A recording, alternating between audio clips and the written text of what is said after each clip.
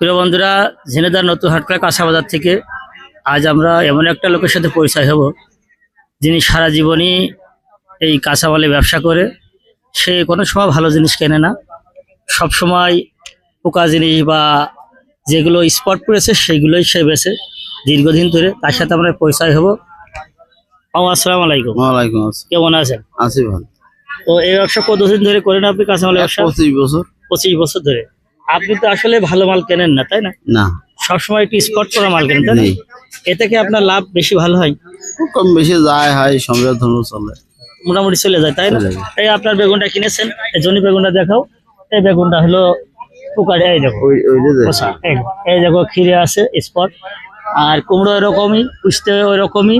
মোটামুটি জিনিস কোনো সময় ভালো মাল কেনে না, এইটাই মোটামুটি অনেক লাভজনক হয়। এতে কি আপনার সংসার চলে ভালো? চলে এখন।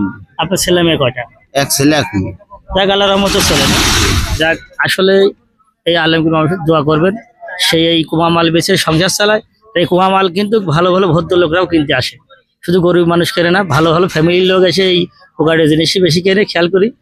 তো তার জন্য দোয়া করবেন, সে যেন ব্যবসা করে তার জীবন সংসার চালাতে পারে, তার ছেলে পেলে লেখাপড়া খরচ করাতে পারে। তো সবাইকে ধন্যবাদ। আমু ফেসবুক সম্বন্ধে কিছু বলো, আমাদের দোয়া করবা। আমার জন্য দোয়া করবা, আমার জন্য দোয়া করবেন আপনারা। আমাদের ভালোবাসা। আমরা তো ভালো ব্যবসা করতে পারি। তার জন্য দোয়া করবেন, ভালোবাসার জন্য সে জীবন সংসার চালাতে পারে, এই মালের ব্যবসা যেন করতে পারে, তার জন্য দোয়া করবেন। সবাই ভালো থাকবেন, সবাইকে ধন্যবাদ।